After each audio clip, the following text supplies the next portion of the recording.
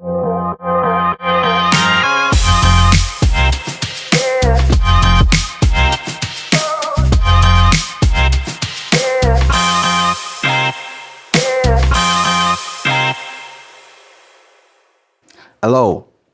I am Lanre Ajayi, your community advocate and your host on My City Speaks to Me, the Calgary edition.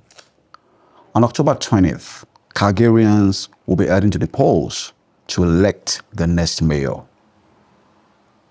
And it's an honor for me to have one of the candidates running for the office of Mayor of Calgary in the house today. Ladies and gentlemen, welcome Jaeger Gustafson. Hey, thank you, Lanre. How are you? Good. How are you doing today? I'm very well. And it's an honor to have you here and then to talk to you, to bring you closer to Calgarians. Thank you. My job and my passion as a community advocate of Calgary is to create a platform for people to know who will be their next mayor, or who's going to, win their heart, or who's running for the office. And I'm going to go right into the questions. Mm-hmm. Now, this is a 5-part questions that I'm going to ask you. It's about your core motivation and background, your vision for running for Calgary Mayor, critical issues that need to be discussed, leadership and collaboration, and your personal connection to the city. Now, the first question is 2-in-1. And it's this: why are you running for Mayor of Calgary now? And then, what specific moments or issue inspired you to step forward? So when we speak about now, what keeps pushing us forward? I had this belief that a leader moves people to action. And the best way they do it is by sharing the vision they have and the vision they've created with the people around them. And so I started sharing the vision with people, just simply vision. Mayor Gustafson, that's the name of our campaign.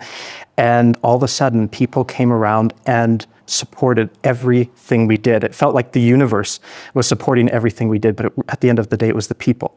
They saw a vision and they made it their own. We even had people bring us pieces of art to hang on the wall. It was incredible. It was a grassroots movement that turned into a watershed movement, and we've seen it continue to grow. There was a moment, and it was a culmination moment. There had been many, many moments in my life where Calgary had been my home, had not been my home, and may have not been my home in the future. We were at the Calgary Philharmonic Orchestra, and there was this wonderful evening with Ashley Brown. She'd come in. She's a wonderful singer who's just incredible. And at the end of the night, it was so incredible, her singing. It inspired me to run for mayor the next day. It was like having a spiritual experience. I couldn't say it any other way, but it was this incredible night. It wasn't just because of the music, but it was because of the people I was with. And that was the commitment that we all have. Yes, we have obligations to a bank. Yes, we have obligations to a landlord. Yes, we have obligations to all these people. But I found in that moment that I had an obligation to Calgary. And it was the moments that led up to it, like my grandfather and my great-grandfather working at the municipal building, them volunteering with the Stampede. Every moment had been leading up to this, and my obligation at that moment was no longer just my friend group, but my obligation was everyone who lived. Amazing. Here. Thank you very much. Now, what unique lived or professional experience do you bring that prepares you to lead this great city? Well, this is really a good question, because what helps somebody be a great leader is their unique experience. Everybody has a unique experience. And my unique experience was around healthcare and education. The leader of Calgary doesn't need to be an expert in all things legal. We have great lawyers at the city. Yeah. We have these people, they're geniuses. They're geniuses. I can't say it any other way, and they're extremely experienced.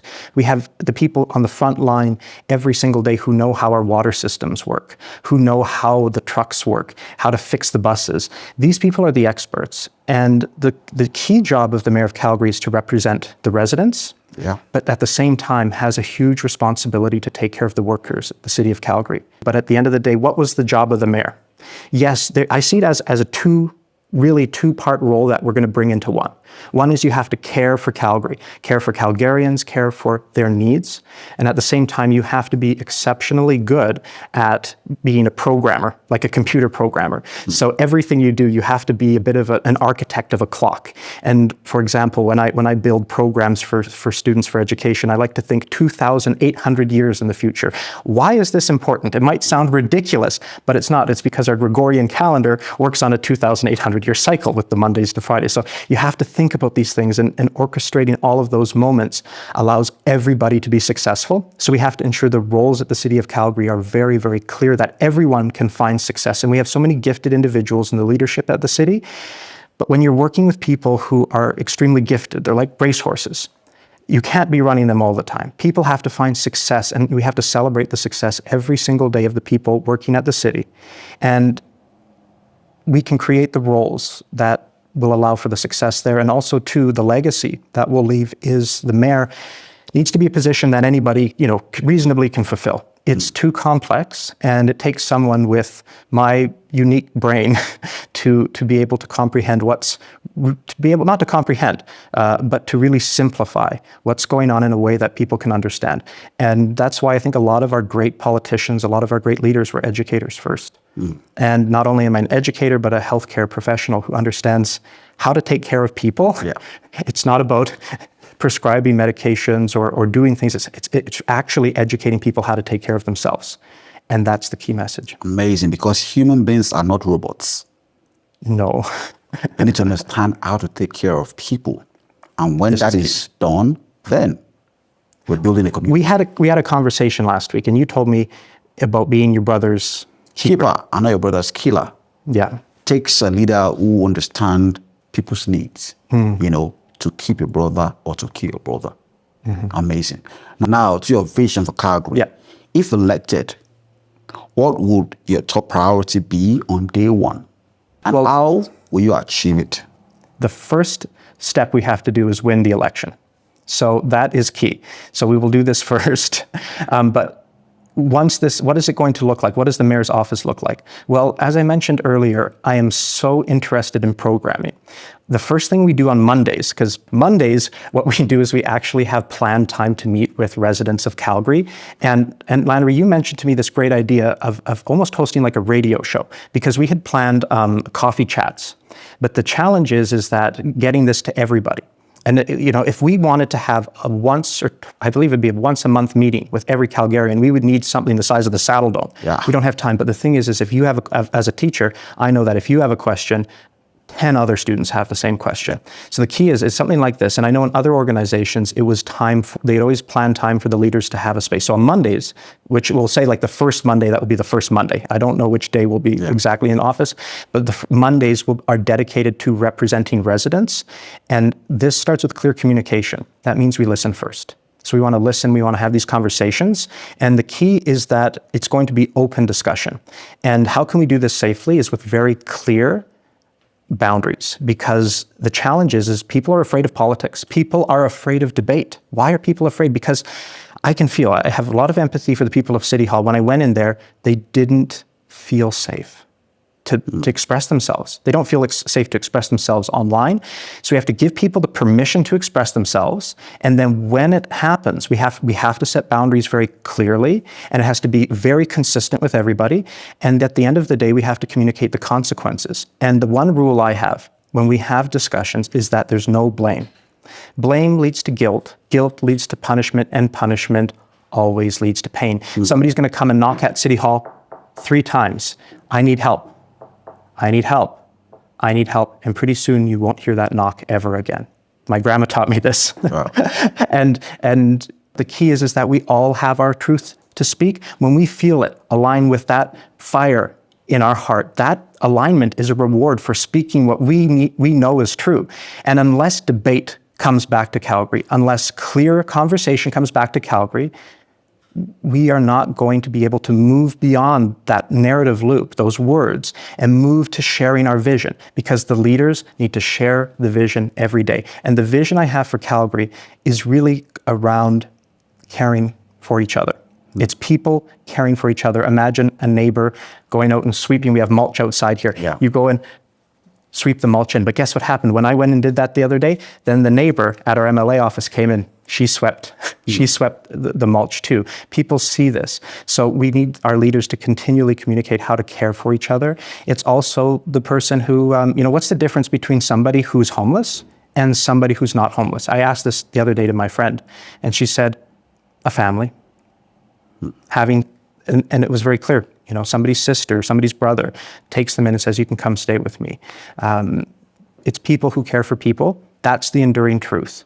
The big purpose I'm doing this for the vision is because technology is coming extremely fast, and I'm super excited. We have things like quantum computers. We have things like AI. Yeah. But more importantly, AI is more complex than we can understand.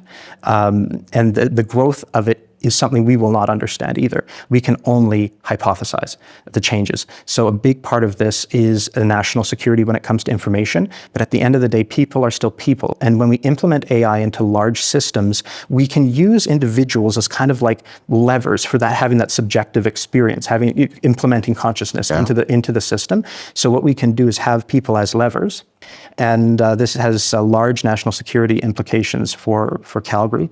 And that's going to be bringing a lot of money. So Calgary is going to be on the frontier of finance and on the frontier of a lot of things to do with national security. You're going to see this coming very quickly in the next 10 to 15 years, and we need to have our system prepared. We do have a lot of, continuation of government things in Calgary, but we don't have the people here. So what we're going to be doing is we're actually doing something called Alberta Aquacapture. So one of our biggest priorities here in 100 years is water. Water is going to be the biggest resource that Calgary has. People, water, and information. These are the resources of the future. That's our purpose. That's for the next 100 years. We have and I can talk a little bit some of the big goals that we have to do, but the biggest goal I have right now is getting the property tax down for individuals. Everybody, all the candidates will tell you, we'd love to have lower property tax. How many of them have committed? My goal by 2041 is to have so this is one of my big ambitious goals. I'm about 50% certain we can make it. So it's worth doing. Is 0.3% property tax for residential and 1% for commercial. Now, I don't think people at home realize how much that is. I've calculated and estimated that puts for each family in today's money $4,000 back into their pockets because people are able to have businesses. But what's the challenge here is we need to create great built environments, like the environment we're in now. Yeah. People are going to come together. So the big, hairy, audacious goal I have is to get that property tax down to 0.3%. And a big challenge of this is a lot of that, 37% of our revenue goes to the province of Alberta for education. So the biggest investment right now of our property tax is education. And we need to find ways to make that more effective. And so that's why Calgary is no longer going to be selfish. Calgary helps Canada, Calgary helps Alberta, and that's why we are able to get the funding we need. Most of these big problems, like the Green Line, I've talked to a lot of people. I can tell you the answer right now. I will be the oracle. It was a funding issue. It was a timing of the funding issue.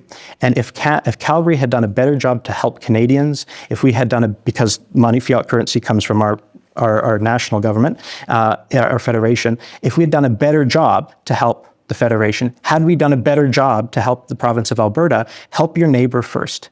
So Calgarians have to help themselves first, and we have to help those around us. And that's why, too, part of that 2041 plan is planning it out like your own home budget. 10% of our income should be, if we have enough money, should be able to be donated. So Calgary is going to be helping communities like Chestermere, Airdrie, Cochrane, Rocky View, and helping the people around us and helping Canadians. That's how we're going to build the future of Calgary. It starts with Canada. Where's the money?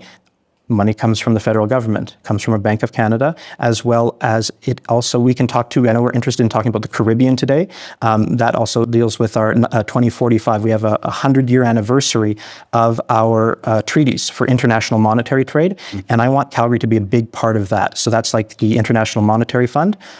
2045 is going to be a big year for that, and we want to invite, so part of our constituency, there's constituencies in the International Monetary Fund, and our executive director in DC actually helps look after Canada, Ireland, and the Caribbean.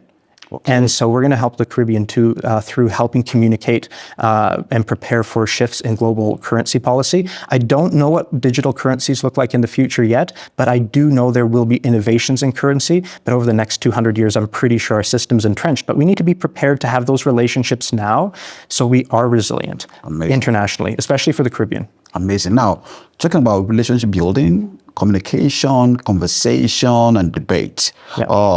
That leads me to the next question. Calgary is a city of diverse communities, different colors, different belief system. How will you ensure all voices are heard in your decision making?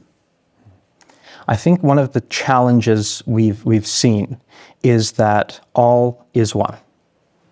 As soon as we put a label on something, it becomes separate from something else. It's like yin and yang, hot and cold, right and wrong. And that's how our brain works. So we call that all or nothing thinking. So we have to challenge that all or nothing thinking as much as possible. And so we find that humans exist on a great diverse spectrum, and we find the greatest diversity. I know Africa is also very important for your listeners too, for your key audience. And so people who do come from Africa has the biggest diversity in the world biologically for humans. And so I think a lot of our challenges around diversity actually come from our story. And so it starts by changing the story and actually learning what happened in the truth.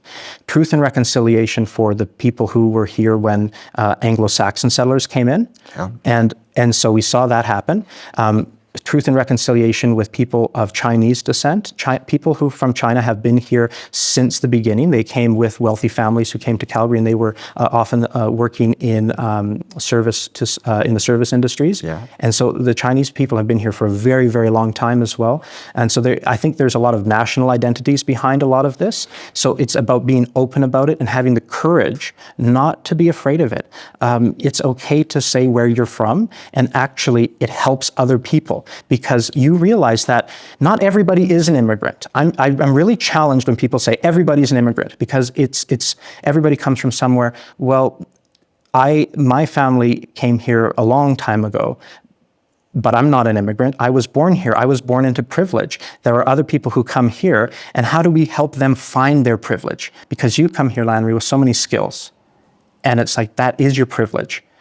But you need to recognize that in yourself, and other people can see that when you had the confidence to put yourself out there. You found your own gift. We need to empower every single person to have that voice. What we have here is something called learned helplessness, because these people are healthy, these people are intelligent, and we need to make sure that they feel that they can speak up. I think one of the challenges is when people speak another language, other people think they're stupid. And that's not true. Yeah. And one of the best things that we can do right now, and this is going to help everybody, is use artificial intelligence to help with translation, because it opens up a door. So for example, I'm going on Red FM soon, and I think people on the radio, if they have challenges hearing me, we can use AI to help translate. Yeah. Right? So language no longer becomes a barrier. And then when you come here with your children, education is no longer a barrier. So if we can imagine the challenges that immigrants are experiencing here are like people with a disability in school, right? This adversity is going to create, it's like the lotus in the mud, or the pressure that makes the diamonds. Calgary has put a lot of pressure, and I hope that immigrants and people who have come here choose to stay, because it will be a great place for everyone. Amazing. Now let's go to the critical issues that it's on people's mind. The number one issue, it's always around affordable housing. Yes. It's a growing challenge every day. Now, what's your plan to ensure Calgarians can afford to live here? Yeah. So right now, we need to look at the fact. I have calculated based on humane numbers. So I have very different numbers, and they might sound radical to some people, but I come from a perspective of that the individual unit of the society, the individual intelligence of a society is the individual. Imagine your body. Each cell has DNA in it. The DNA of our city is like each person. And so that is in each person, so the individual. And everything has to come from a humane way. So I can explain these answers. If people are more interested, we can have more questions about where this comes from. But essentially, for a humane house, for somebody to have a humane house at the medium house price, it takes over 47 years too long to pay for it. And that's already with a 15-year mortgage. So what does a housing that is affordable looks like? I think we also need to say that housing is we want to have quality housing. We want to have great architecture. We don't want to I've talked to the developers, and they've told me that they want to create, these people, a lot of them are artists. They have great visions. They know what great architecture is. We want to have great architecture in Calgary. We want to have beautiful houses. You want to open your door and see nature. You want to feel at home.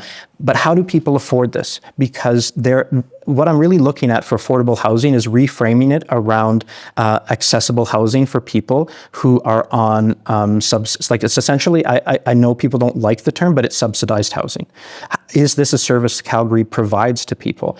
And the answer is currently yes, and we need to continue the work.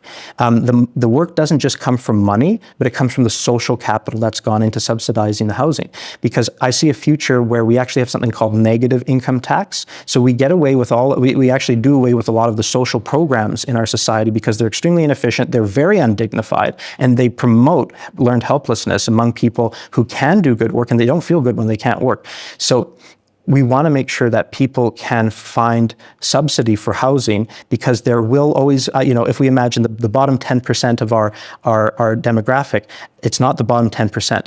The people who are actually going to be working in our capitalist society in the future I've calculated to be about less than a third of the population will be actually functional, will be competitive within a capitalist society. So subsidized housing is not just something for the city to do. So the key here is understanding access to it in the future market. And Calgary already has some good plans. So we've got to continue what they're doing in terms of their process, because people rely on this service, subsidized housing as a service from the city of Calgary. It's affordable housing as a service. But the key is that Calgary is not the only person here. What we need to be able to do is create shelter for people that's humane at a price people can afford on whatever subsidies they have in the future. Because really we're dealing with tactics here. The leader shares vision. We have strategies that are implemented already. What's the next step for the tactics here? How do we move it? Well, I think we need to start with the vision, which is access to quality and beautiful housing that has good air, that has good lighting. Yeah. And then the next thing is for that, how do we then implement this into a strategy over maybe 25 years or 5 years at a time? And this is a huge challenge because I don't think people see the way forward. We don't really have a good housing strategy. The current strategy is spend more money. But what I've seen is actually working, because I've been observing the people who have in our city of Calgary and in politics who are supporting access to shelter and housing. What's been working is actually them getting involved. It's actually not the capital that's being put in. Yeah, the capital helps to do these projects, but actually what they're doing is the communication. So they're doing really good marketing things to help spread the word that, hey, people need houses. So I see it, the current strategies need to refocus onto communications for this, and that doesn't cost any money. And the next thing that we need, like what's the next step in the moment today that needs to happen?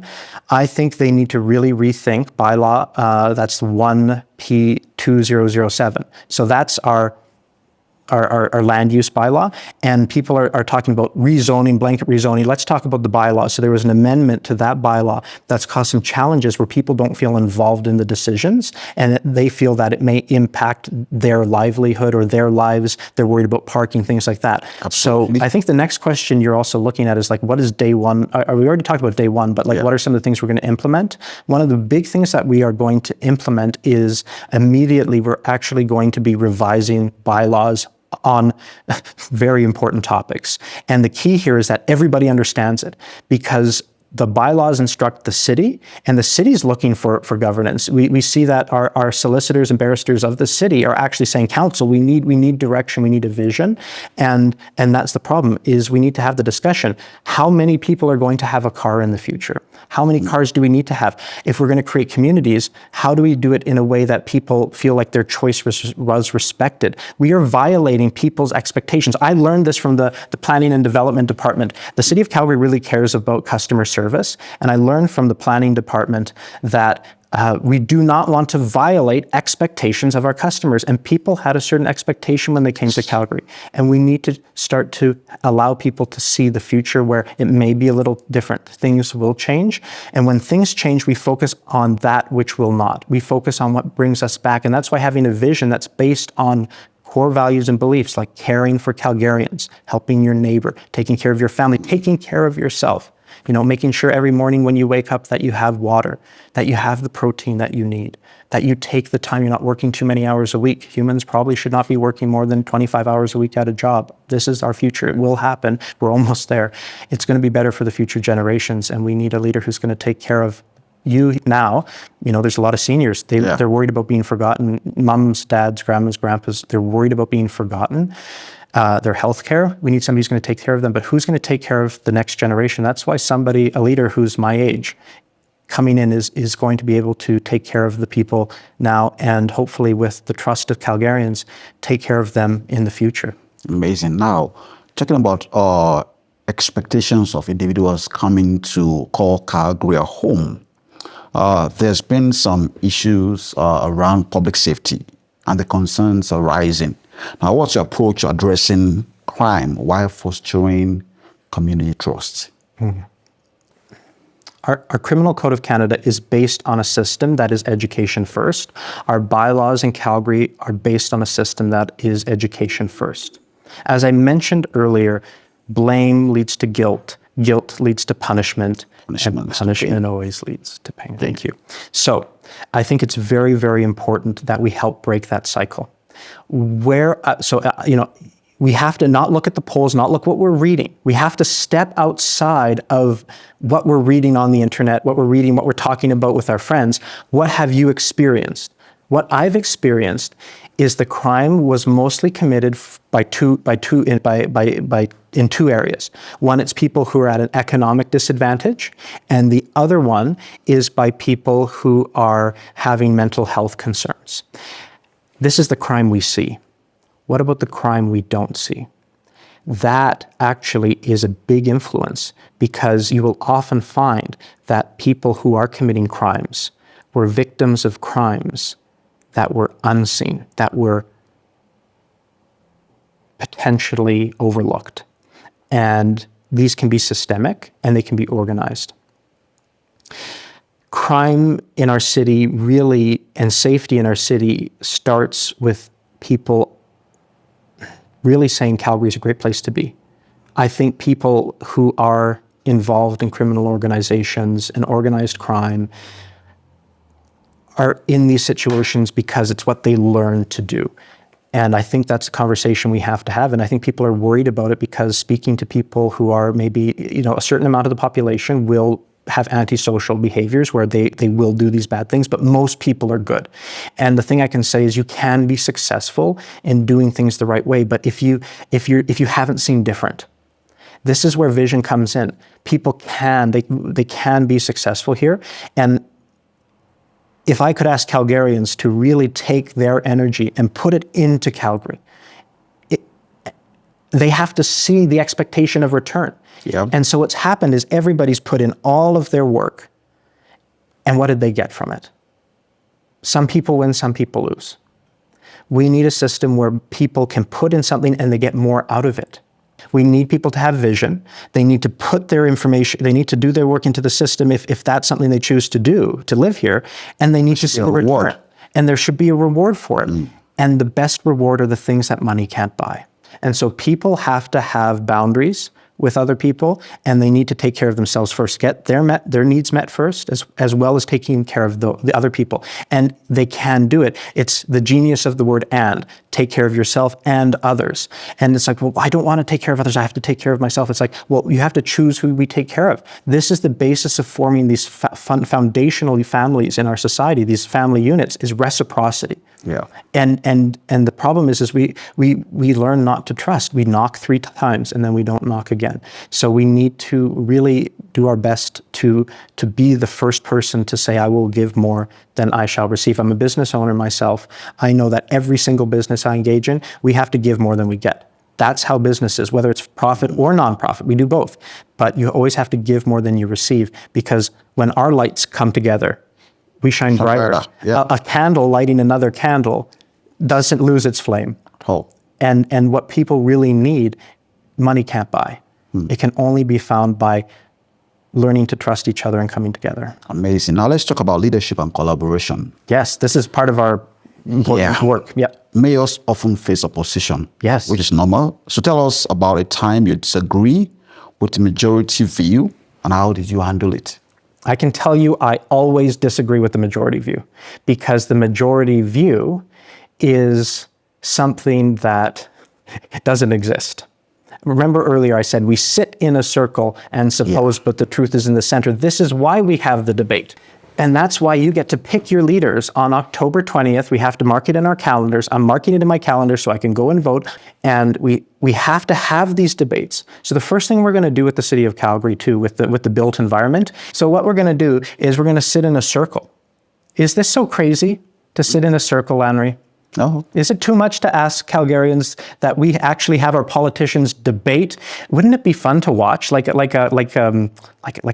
be like a sporting event, and then you actually know what's going on. You know who to vote for. You know what they stand for. You know that they're doing their job. They don't have to grandstand. They don't have to say all these things. They can actually get in there and have a discussion and speak for you, because everybody has a gift in some regards, and everybody has that unique experience. So at that table, you get to choose your voice, and you get to choose who is going to speak for you. Now we're going to have boundaries. Clearly, the mayor is the moderator. They're the first to speak and the last to speak. They set the agenda, and we're going to have very, very clear boundaries so that over time people can learn to be safe in council. So I can tell you, I always disagree with the majority view, because we are on the leading edge of figuring things out. So we must always disagree with what people are saying and understand what our truth it is, share it, and learn. And so that's really where I come from about being the majority. That's how democracy actually works. It's not mob rule. It's people, it's collective learning. Yeah, together. Amazing. Now, Calgary is blessed with abundance of talents, immigrants, community individuals doing amazing work. So the question is, how will you work with provincial and federal government to secure resources for Calgary? This is key. Calgarians. We have to sell Calgary, right? We're right now we're marketing the mayor, but really, I read this one great book. It's called Marketing the Moon, and they said we weren't marketing the moon. We were marketing America. And that's true. We have to market Calgary every single day. I think everybody here probably knows Billy Mays from OxyClean, these people. We need a spokesperson for Calgarians, not just for the city of Calgary. Yes, we need somebody in an emergency to speak for us. We're always in a state, it feels like every day is an emergency. Every day we have to do something. That's why we've put together really big projects that we're bringing forward to help bring everybody together. We have to have big plans again. Most Calgarians don't know what's going on beyond 10 years. And if they're uninformed, how can they have a good discussion? I think some people have been really inspired by what I'm talking about, like trains across Canada, giant dams in Alberta. It's like, but they're already doing this.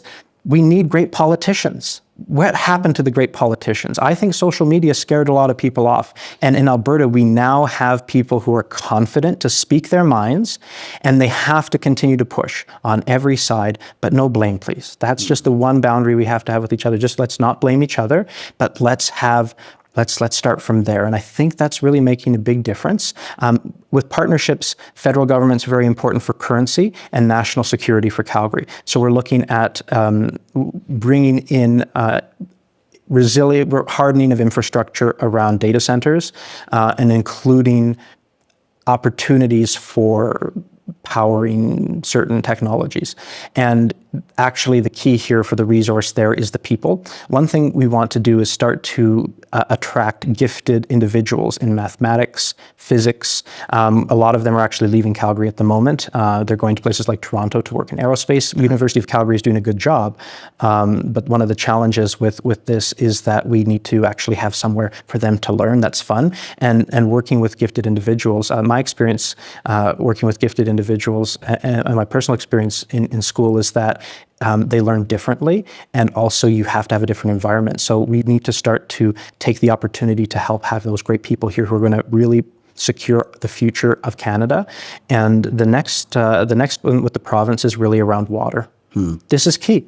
70% of our body is made up of water. I'm focused on the individual. So we're going to be helping Alberta actually take care of everybody, and also the food we eat, water.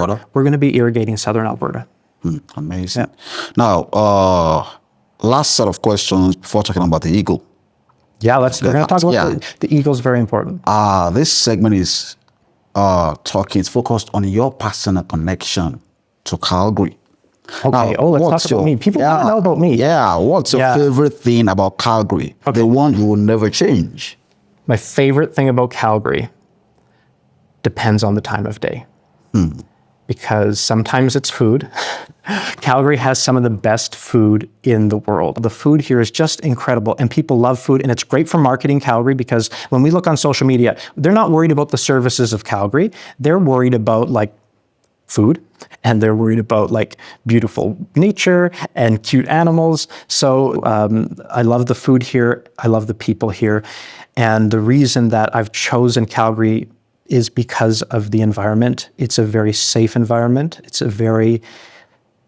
beautiful. I love the nature. And the other thing I like is the economic situation we're in. We're very fortunate here. The challenge we see with our economic situation is that we have to start to move away from being subsidized by foreign labor, because there's a lot of countries in the world that actually use labor to produce goods, and then we benefit from that labor. So I think people are actually at a very unrealistic expectation of what our productivity has to look like in Calgary to be self-sustaining. Because as everybody comes up in the world, we need to ensure that Calgary is in line with this. Do you know? I want you to guess, Lanre, and viewers too. I want you to guess. What do you think? In my opinion, this is in my vision, but what do you think the median wage has to be in 2041 in order for us to have a decent living, a humane living? What do you think the median wage would have to be in 2041? That's a tough one. The current minimum wage now is $15 per hour. Well, I think that based on markets, activities, $30 per hour. Well, that's the median wage right now. I've calculated to have a humane wage, it needs to be $71 an hour in 2041. We are at a very unrealistic expectation of what we actually need in Calgary, and I can tell you there's hope. Why do I have so much optimism? Is because humans, we don't have the ability to understand exponential growth, and we have exponential growth in technology that's going to allow for exponential growth in our ability to produce goods and services using robotics. So what we have to do with the federal government as well coming up is look at what resources we're producing for primary, for secondary, and then consumer. And so we're going to be working to understand what is our position in the globe, so that we continue to have nice mugs, so that we can continue to have nice paper, so we can have pens and water. We live in a global society, but we also live with our families. We live with our brother, we live with our sister, we live with our mom, we live with our dad, we live with our children, we live with our dog, we live with our neighbor, and we take care of each other. And that's what our vision is for Calgary, is that Calgary cares. Amazing. As we're running up outside of politics, what's your passion and how does it shape your leadership? Yes. Okay. My passion is, I have a lot of passions. One of my passions is science, because it helps people take steps forward in learning how to do things better and more efficiently. And it's also fun to learn. Our brain rewards us as we learn. So the more we learn, the better we get at things. And anybody can do science. It's so accessible. Look up at the night sky and wonder what's out there. Look at the ground and say, what's living in there? Look at the future and say, what can I do? It's amazing. Beautiful. Amazing. Yeah. Now, before I have more questions, before that question, I asked that question, tell us the story about the eagle. Yes. Okay. So the eagle. So this logo is actually a very cool logo. So it's, again, about the circle. I think the circle is a very important thing because it represents a continuity. It represents what we do, but it really represented democracy to me. It represented people coming together to debate, coming together to share their ideas, their truths in alignment with what was true with them. So you want to make sure that your candidates, they are speaking from the heart. That's why a lot of people, it's not always the smartest person who wins, but the person who actually speaks from their truth. And that's why it's okay. We want different candidates from different perspectives to come and share their truth. Now, the eagle. Eagle is a very interesting character in our local mythology when it comes to the Blackfoot people. So when I was given in a ceremony, in a very respectful way, a name from the Blackfoot elders, it was Eagle Boy. And it was very cool because they mentioned to me that the story of the eagle was the eagle was the one that would fly up to the Creator, closest to the Creator, and would bring back the truth and speak the truth. And for a long time in my life, I had been a teacher, somebody who helped people understand things to facilitate learning. And it's not always, if I don't know, people know the movie Brother Bear, you're not always given the totem that you want. I want to be the bear, or I want to be this. You're given the totem that you need. You're given, the elders would, it's not about the eagle, it's about the story that you're given. You're given the story that you need to be successful in your life. I think many cultures, the elders realized it. It's, you change the story. People live up to our expectations. And so what I was finding myself, the challenges in my life when I was coming up to bureaucracy, when I was coming up to those challenges in society that I wanted to make a difference with, I was now in politics. I was no longer the teacher, but I was now somebody speaking my truth. And so that's the story of the eagle. The story with the Blackfoot people is when an eagle feather is held up, that everybody must speak their most honest truth. And that's the beauty, is everybody will have their own truth. And this is something Winston Churchill why he was such an effective leader, is he rewarded people for speaking the truth.